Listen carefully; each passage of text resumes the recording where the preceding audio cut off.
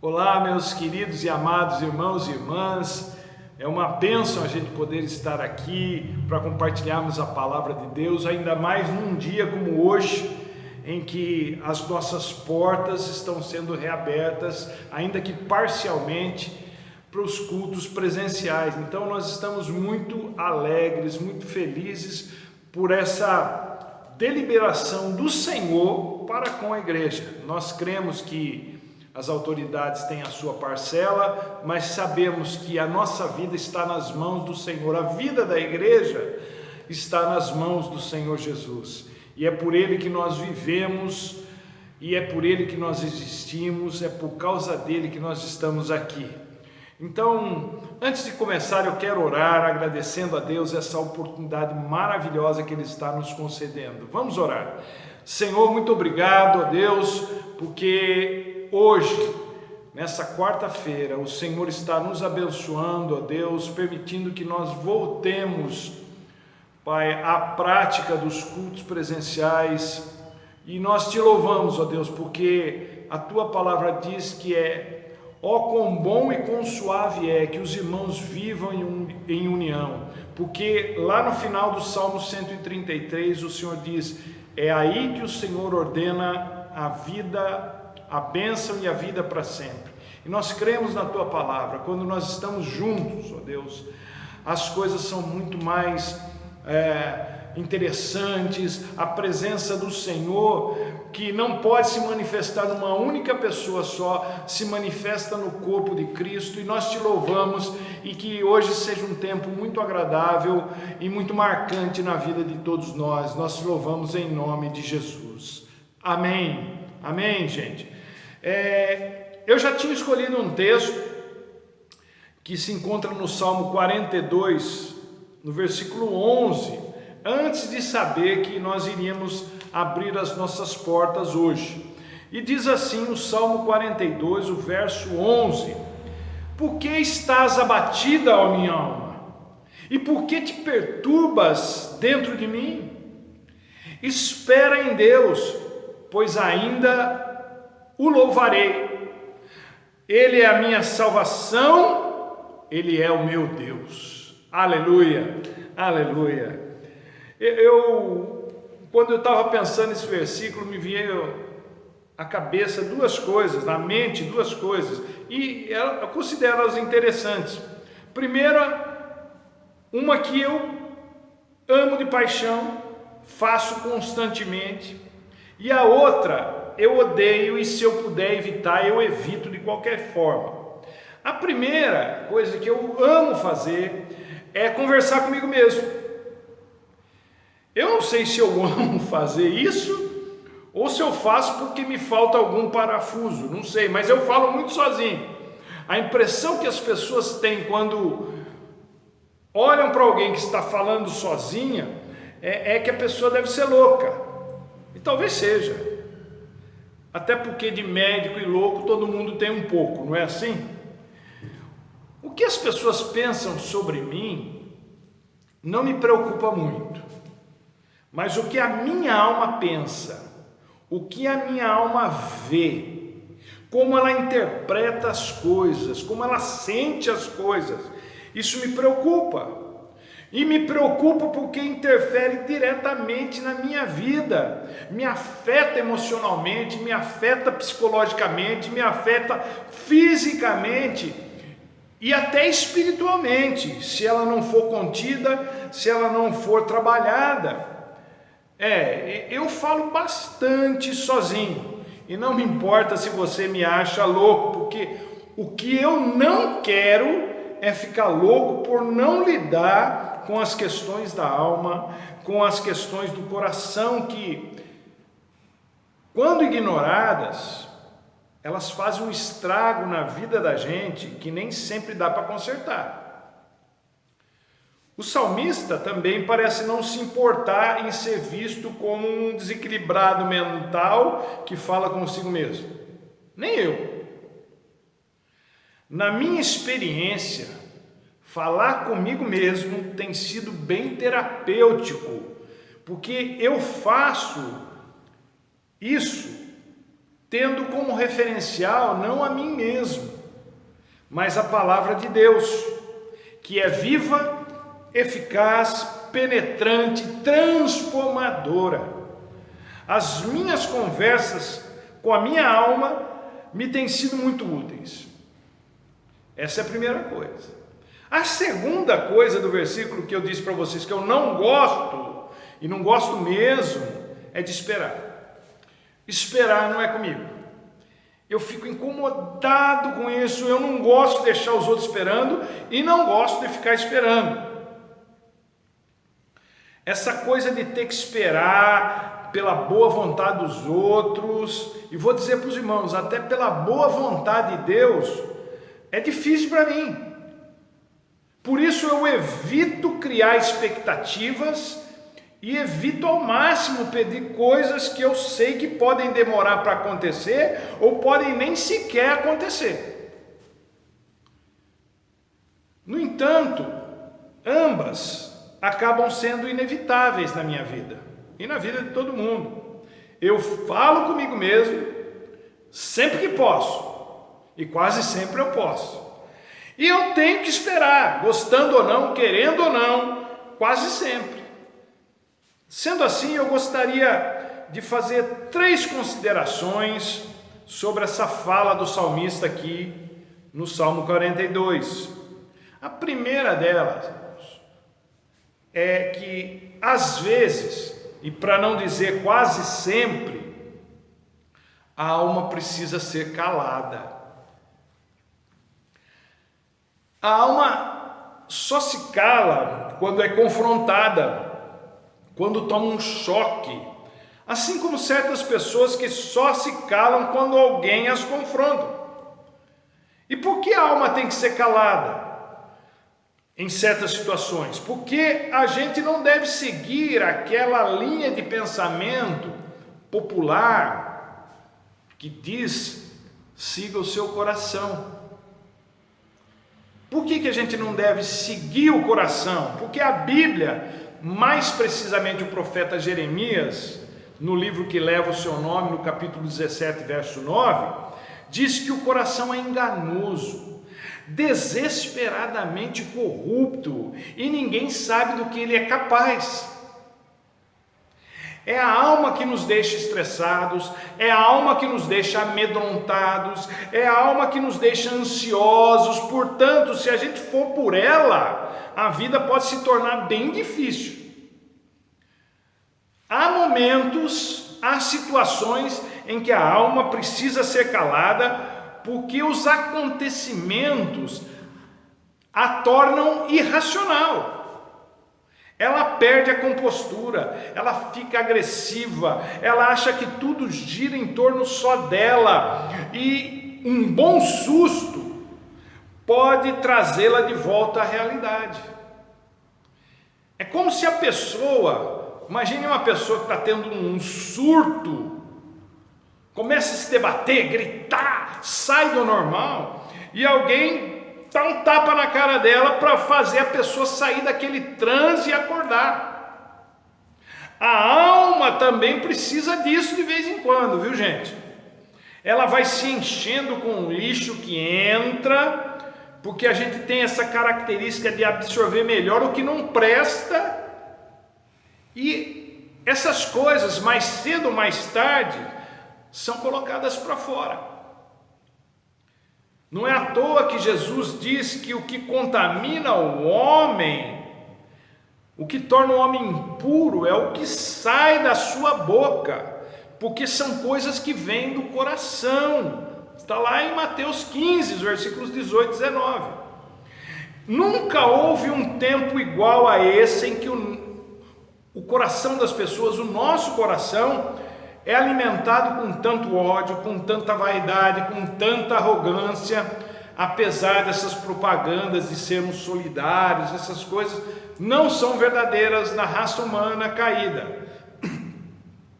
Nós somos constantemente bombardeados com essas propagandas de ódio, com essas conversas de vaidade, de arrogância, e a gente tem que dar um basta nisso, dizendo para a nossa alma: chega, pode parar, nem mais uma palavra. Vamos cortar aqui o negócio. Porque se a gente deixar, a alma que está sendo diariamente alimentada por notícias ruins, por posicionamentos extremistas, por puro ódio, se a gente deixar a alma livre nesse estado, para pensar o que ela quiser, ela vai nos destruir. Então, hoje em dia, mais do que nunca, é preciso fazer a alma se calar antes que o mal cresça. É o que diz o Salmo 46, verso 10. Aquietai-vos e sabei que eu sou Deus. É Deus falando, gente. Pare de se debater, pare de espernear, fique quieto, fique quieta. Isso se aplica à alma com certeza também. Quando a alma se aquieta, a pessoa passa a ouvir o que Deus tem para dizer. A segunda consideração que eu quero fazer a respeito do que o salmista diz aqui: por que estás abatida, minha alma? Por que você está tão perturbada dentro de mim? É que às vezes, para não dizer quase sempre, a alma precisa ser persuadida, ela precisa ser convencida de que está indo para o fundo do poço, se continuar nesse caminho. Dizem que o problema de uma pessoa que fica presa numa avalanche, soterrada embaixo da neve, dizem que o problema dessa pessoa, se ela estiver acordada, é não saber se está escavando na direção certa. A pessoa desesperada, ela foi soterrada, não sabe se está cavando para cima ou para baixo, ela está cavando para sair. Mas ela pode estar cavando mais profundo. E ela não tem a mínima noção disso. A alma, ela não tem um bom discernimento das coisas. Ela normalmente escava na direção oposta à saída. E aí ela se desespera. Ela precisa de alguém que lhe mostre o caminho, que lhe mostre a saída. Quem quiser ficar de bem com a vida em tempos de crise, tem que saber lidar com a sua alma, precisa saber o que está acontecendo com ela, como ela está lidando com a situação que se está vivendo, enfrentando, e levá-la a uma reflexão, mostrar-lhe o caminho, a saída, como o salmista está fazendo aqui. Por que você está assim, minha alma? Tem motivo para isso? Foi a conversa que Deus teve com Caim, porque tinha aceitado a oferta de Abel e não a dele. Está lá em Gênesis 4. Deus vê a reação de Caim e ele chega para Caim e fala: ô Caim, por que essa fúria toda? É para tanto? Por que você está assim? A tua cara está mostrando que você está pondo fogo pelas ventas, mas precisa de tudo isso, meu querido? Você não sabe que se você fizer do jeito certo, você também vai ser aceito? Não é uma questão de preferir esse ou aquele. É o jeito como Abel trouxe e o jeito como você trouxe. Caim, ele se deixa levar pelo sentimento, pela alma, e deu no que deu. O que ele fez? Matou o irmão, quis esconder o que tinha feito de Deus, e depois ainda quis se fazer de vítima. Qualquer um que ler o texto de Gênesis 4 e ler lá o que Caim fez, e como ele nem se abalou, nem se abateu por ter matado o irmão, vai dizer que ele merecia um castigo daqueles. E no entanto, a gente age da mesma forma e não se dá conta disso. A alma precisa ser persuadida a não se impor. Ela precisa ser constrangida a não extravasar sem primeiro ter refletido sobre a questão. A intempestuosidade da alma causa muitos problemas, porque ela acaba se decepcionando muito facilmente. A decepção com alguém ou alguma coisa, por exemplo, faz a alma ficar desanimada da vida ou com a vida. É o que está acontecendo com muita gente nesse tempo de incertezas que estamos enfrentando. A decepção com os políticos, com os poderosos, que, se quisessem e não estivessem voltados para si mesmos, poderiam resolver boa parte dos problemas que nos afligem. Isso tem deixado muita gente desanimada com a vida, sem perspectiva de melhora. Se este é o seu caso, você precisa ter uma boa conversa com a sua alma. E se uma boa conversa não resolver, faça com que ela se cale, confronte-a, diga para ela que você não pensa assim, que você não concorda com ela. Por que você está assim, minha alma? O que está pegando? Eu estou com medo dessa pandemia. Eu estou com medo de ficar desempregado. Eu estou com medo de não conseguir pagar as minhas contas. Eu estou com medo da vida não voltar a ser do jeito que era antes.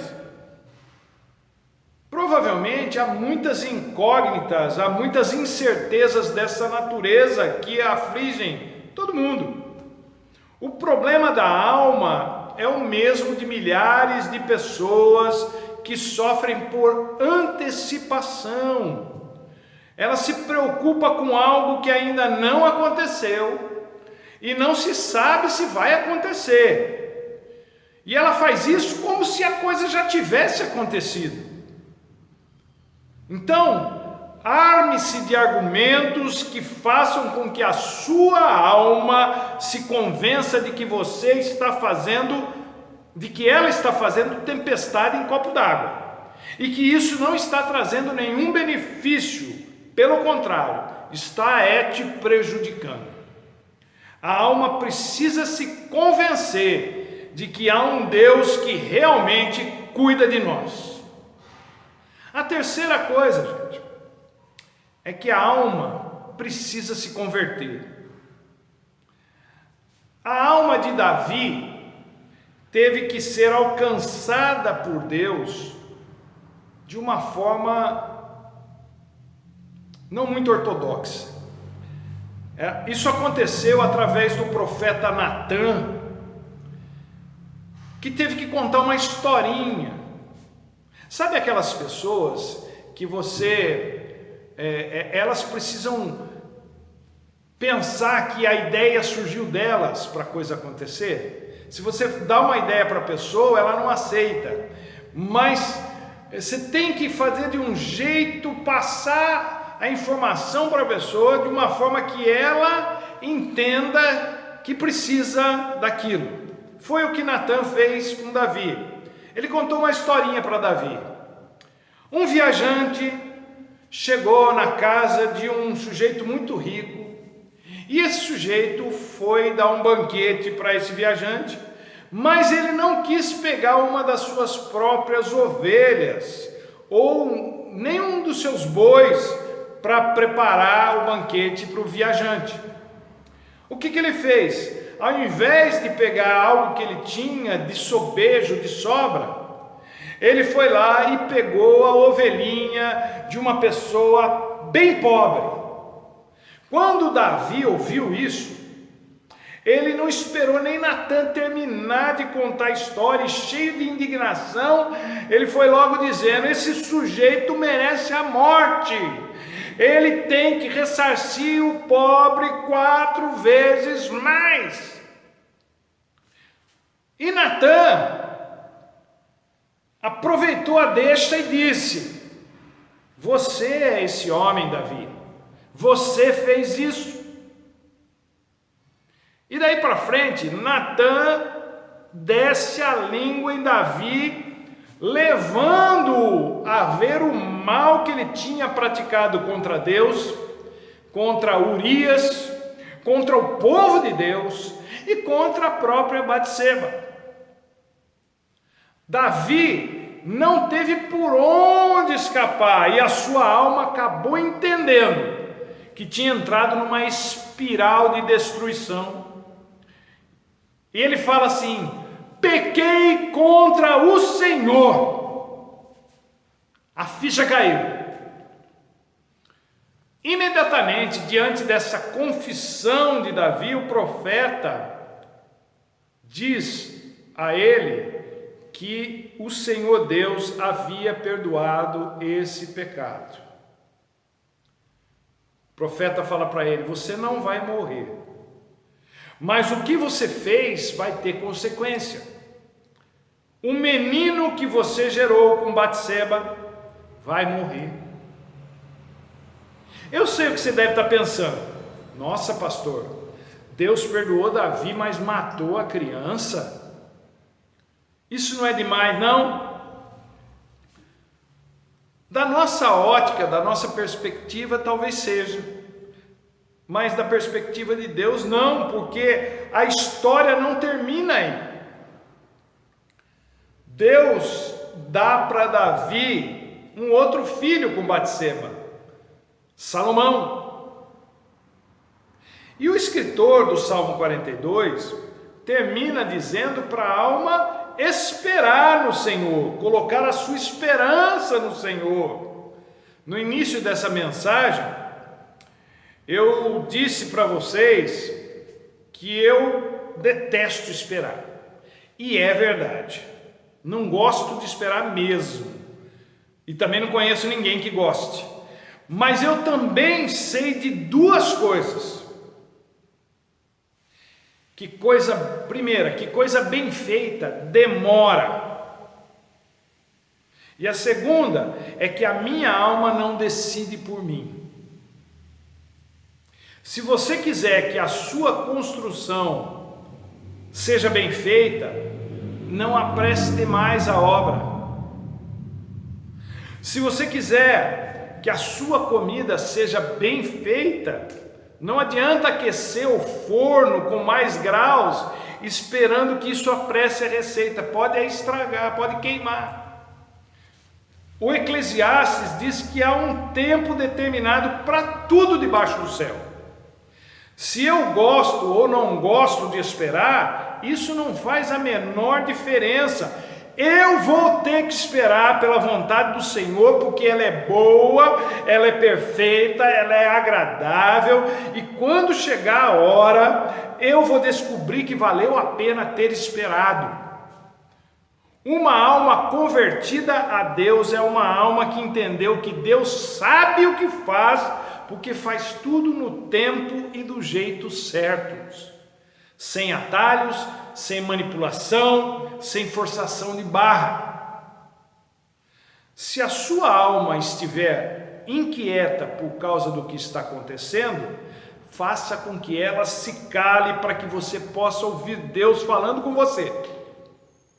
Se a sua alma estiver indiferente, fria, impassível, a Bíblia usa um termo entenebrecida, como se as suas ações, os seus desejos, os seus pensamentos, as suas conversas estivessem sempre corretos, você fosse o dono da verdade e tudo mais estivesse errado, a sua alma precisa ser convencida de que está cavando na direção errada.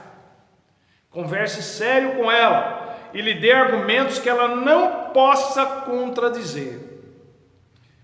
Se a sua alma não gosta ou não sabe esperar em Deus, ela precisa se converter para entender que Deus sempre tem o melhor e que o melhor não se faz, não se constrói num passe de mágica, e sim com muita paciência, com muito trabalho e no tempo certo. Eu sei que a Bíblia diz que Deus tem o coração do rei nas mãos,